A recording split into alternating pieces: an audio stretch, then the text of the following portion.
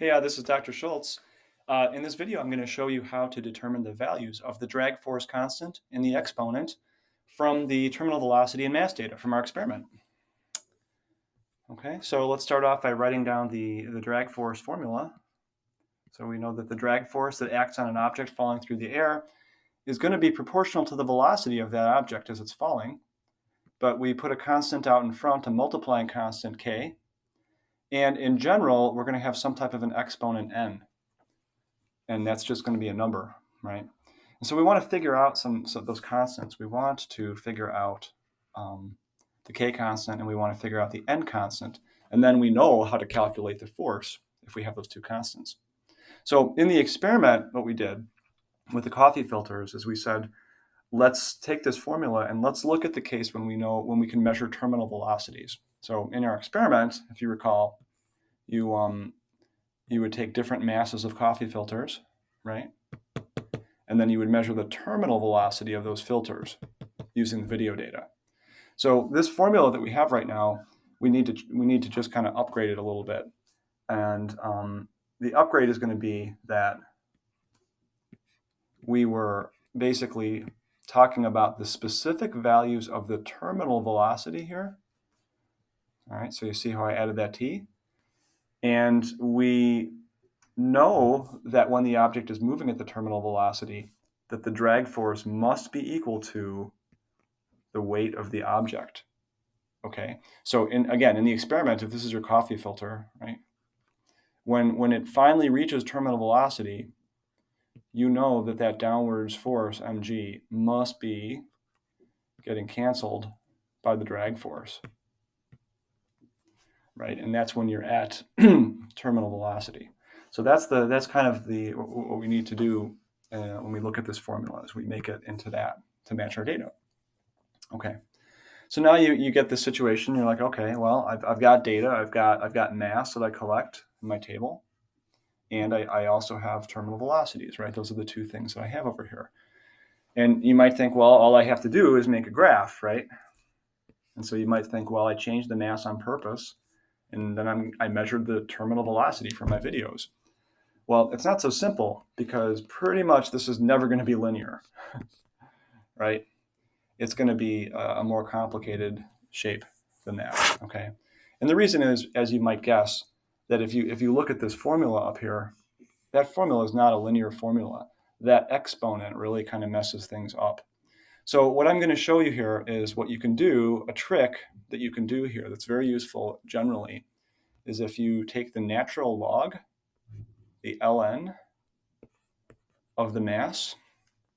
So instead of plotting mass, if you take the natural log in your calculator, and then for the same thing on the other axis, if you take the natural log of the terminal velocity values from your data, in other words, calculate those, that you will get a line, okay? It will be linear, and that's great, because from that linear graph, you're going to be able to find the values of the two things we want. You're going to find k and n, right? And those are the things that we wanted to find at the very beginning. So I'm going to show you the mathematics of that and how to do this. So we're basically linearizing a formula that has an exponent in it. Okay, so get ready, strap yourself in, put your seatbelt on. Okay, it's actually not that bad, but you do have to remember some of your rules about natural logs, about logarithms in general. So I'm going to take my formula. Let's see, what did we have here? We had, oops, let me write that the same way. We had mg is equal to k times vt to the nth. Okay, and now remember, everyone, that m is a variable. M is like the x variable, and vt is like your y variable. Okay, and so we're going to do a little bit of rearranging here first. I'm going to move the vt over to the left side. No big deal, right? Just flipping that equation sideways, left to right. And since I know that I want my v terminal to be my y, my vertical, I'm going to get rid of this k. I'm going to divide it out.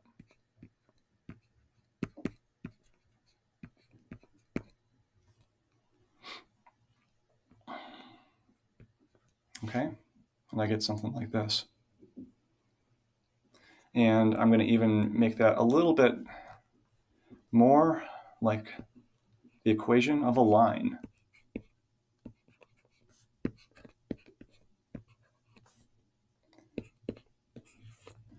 And I hope you can see, you know, that is looking at least a little bit like the equation of a line.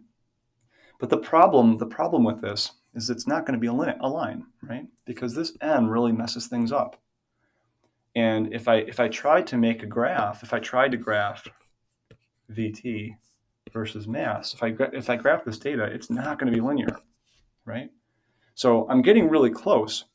I have something which says y equals, you know, maybe some kind of a slope here, right?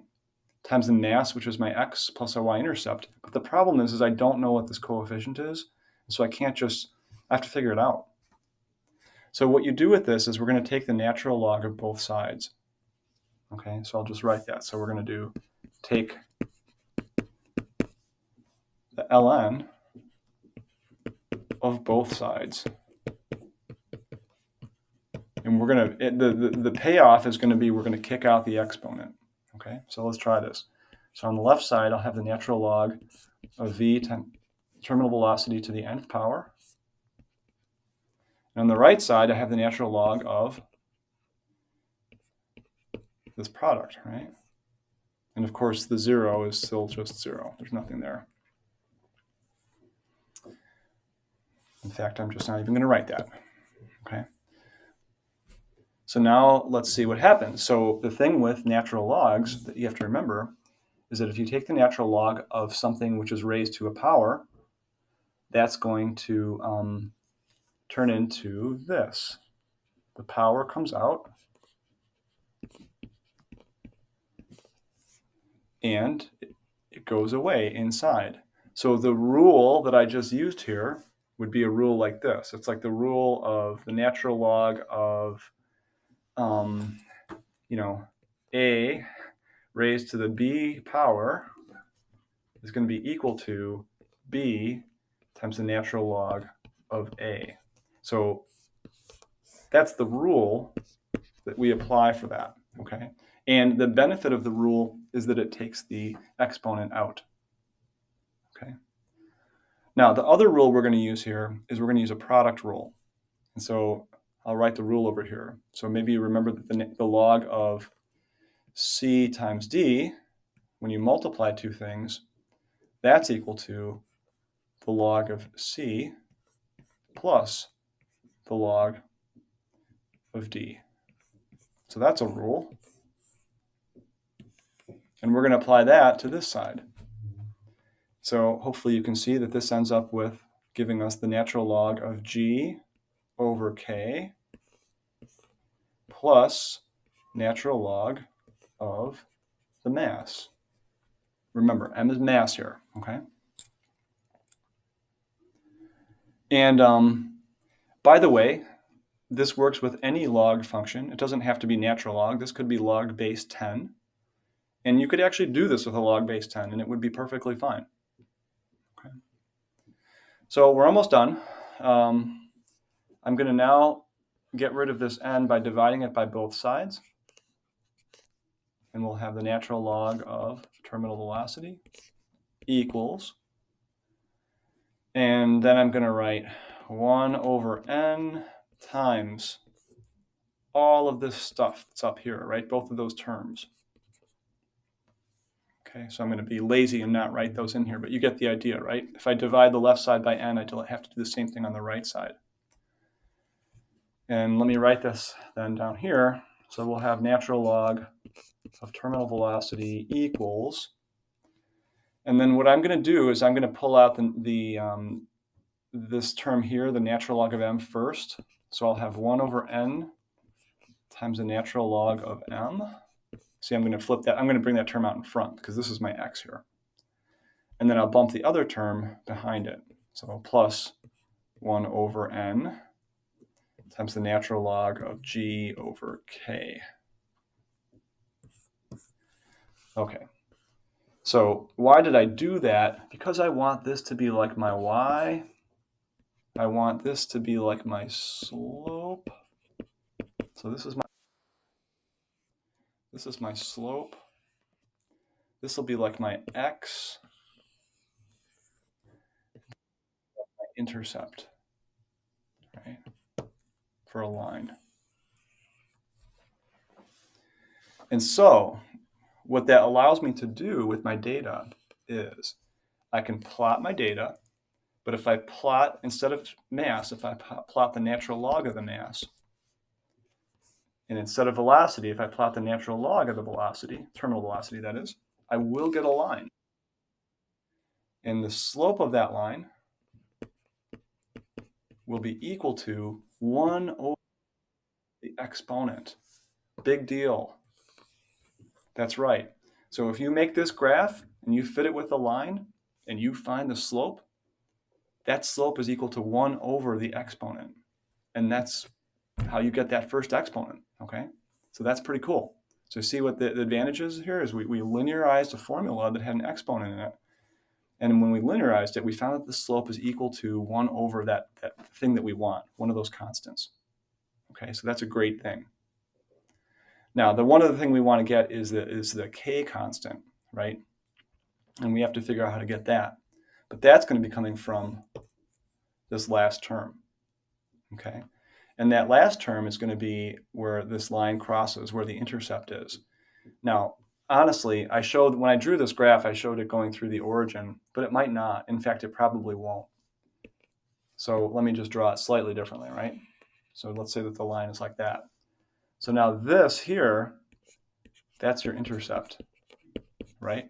And you can get the intercept by looking at your graph and just kind of getting that from the computer, right? What's the value of that?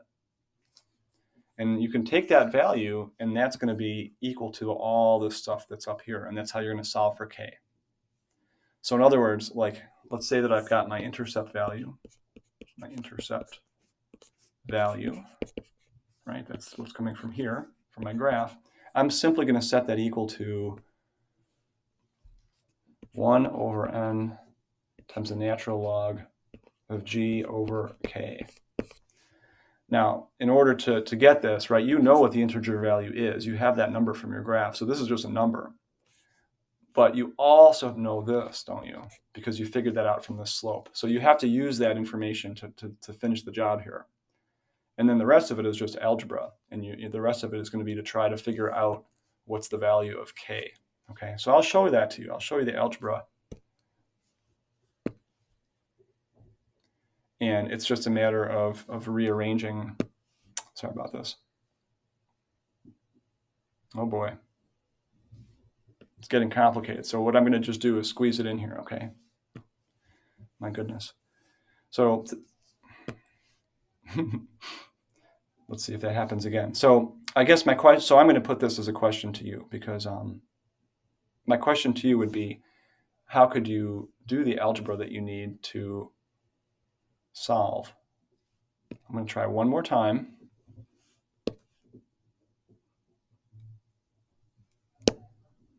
And crossing my fingers.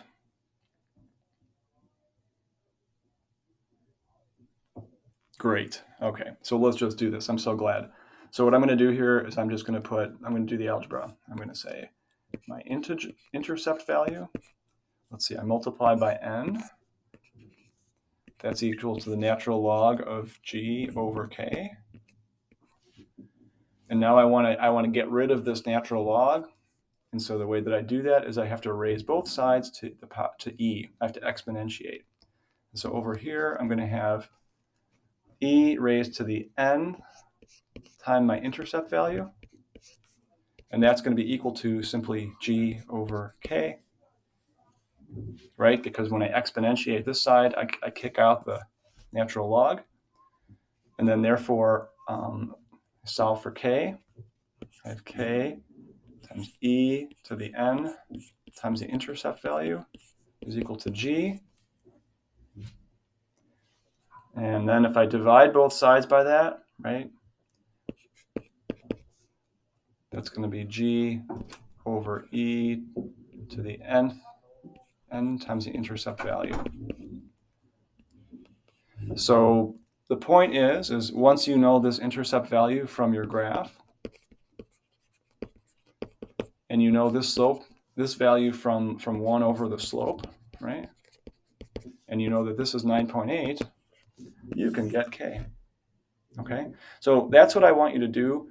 Please make sure to take these notes and take a screenshot of or a photograph of your own notes and insert those into the lab document so that you have some explanation of what you're doing with that. Okay, so hopefully that was helpful. See you in class.